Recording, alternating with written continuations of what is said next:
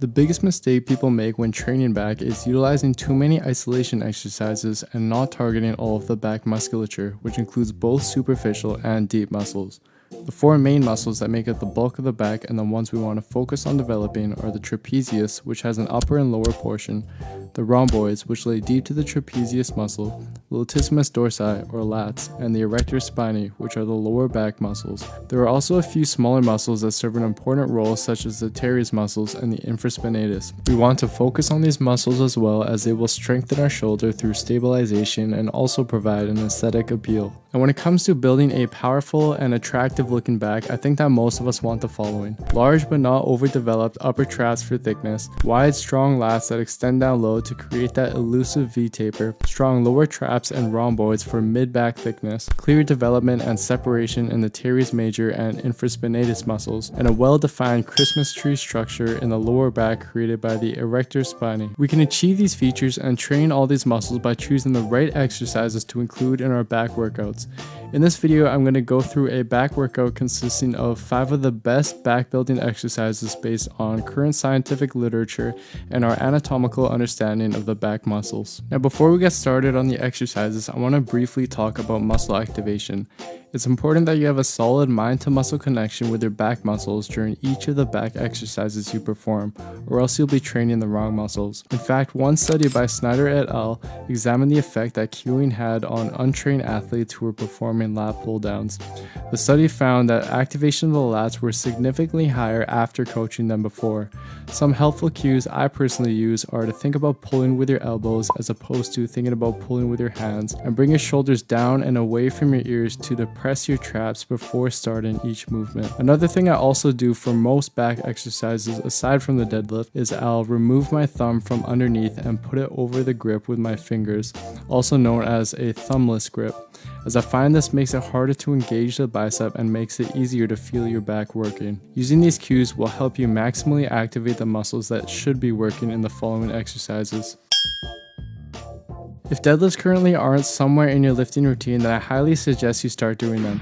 It's a great compound movement to target pretty much all of your upper and lower back muscles, which will add more width and depth to your back and help you get that Christmas tree shape, and it also works several lower body muscles. In addition to the large hormonal response this exercise elicits when compared to isolation exercises, it's also very easy to progressively overload this exercise with weight, given that you're doing the exercise with proper form, which of course is essential. And although I'm not going to explain how to perform the deadlift properly in this video, I highly recommend you do a little bit of research as to the proper way to do them before trying it out. I personally prefer including deadlifts on my back day as opposed to my leg day, and I suggest starting with this exercise first during your workout, as it's a very energy demanding exercise.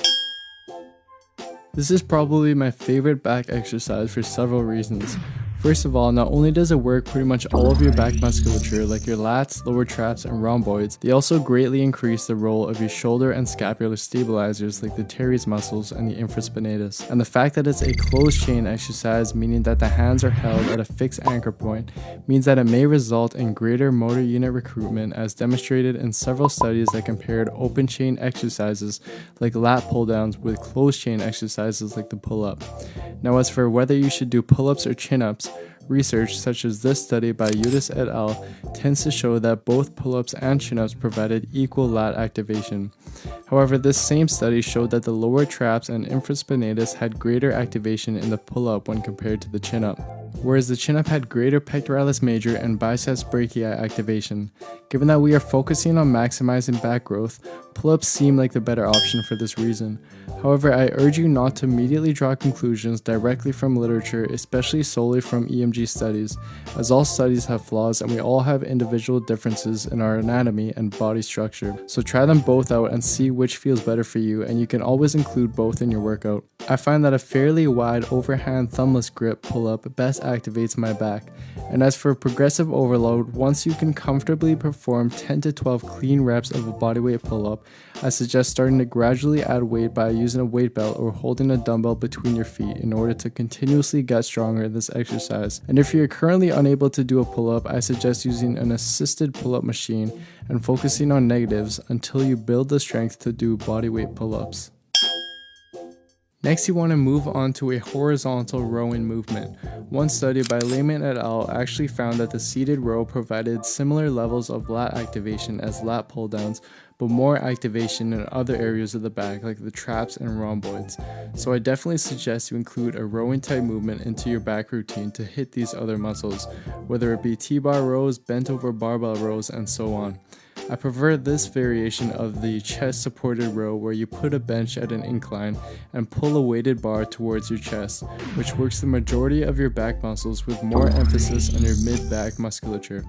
I prefer this exercise because it minimizes the involvement of my lower back in the movement, which has already gotten a good workout from my deadlifts. Now, although the pull-up is a superior exercise when compared to lat pull-downs, the lat pull-down is an excellent supplemental open chain exercise that targets pretty much the same muscles I previously showed in the pull-up, just with less involvement of the shoulder stabilizers. As for the best variations to perform them, in my opinion, overhand, middle, and wide grip front pull-downs with a slight lean back are likely the best options. Front pull-downs have been shown in numerous studies, such as this one by Barros et al., to be superior in terms of lat activation when compared to other variations like behind the neck pull-downs. And another bonus is it doesn't place your glenohumeral joint in a compromised position as behind the neck pull-downs do, so stick to front pull-downs. As for hand grip, one study by Lusk et al. Concluded that a pronated grip had significantly higher lat activation when compared to a supinated grip during lat pull-downs, which is why I recommend using an overhand grip. I also suggest a slight lean back during the pull-downs based on the conclusions of this study, which demonstrated that a slight lean back at 135 degrees led to an 11% increase in lat activation as long as no momentum is used. So a slight lean back may be optimal, but you don't want to be swinging every rep. As for grip width, this study by Anderson et al. Examined the activation of various back muscles using 3 different grip widths: narrow, medium, and wide.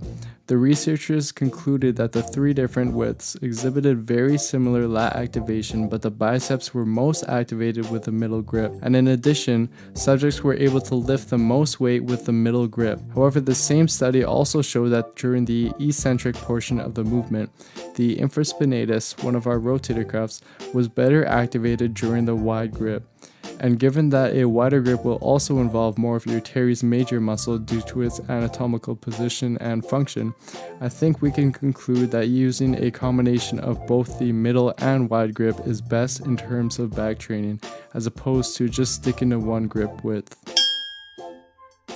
This last exercise is something I highly suggest you add into your back training routine. They're called scapular pull-ups and mainly strengthen your lower traps while helping with your scapular stability and keeping your shoulders healthy.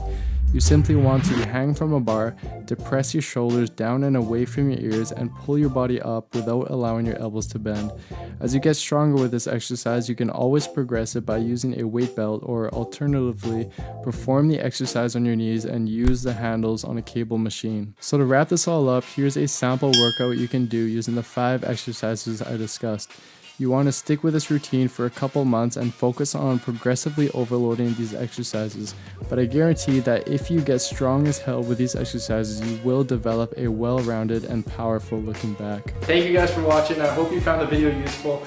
I know it's a lot of information to take in at first, but I honestly believe that if you implement what I go through in the video, that you'll be able to maximize your back training and see a lot more back growth. And with that being said, I've put in a lot of time and effort into this video, so I'd really appreciate if you hit that like button and leave some comments below as to what you liked about the video, what you think I could improve on in the future, and also if you have any questions about the video that you'd like me to answer. And as always, please don't forget to hit that subscribe button as well, as it really motivates me to continue making informative content like this in the future. And I also highly suggest that you check out some of my other videos that I made, as I think you guys will find it useful as well. And that's basically it for today, guys. I'll see you next time.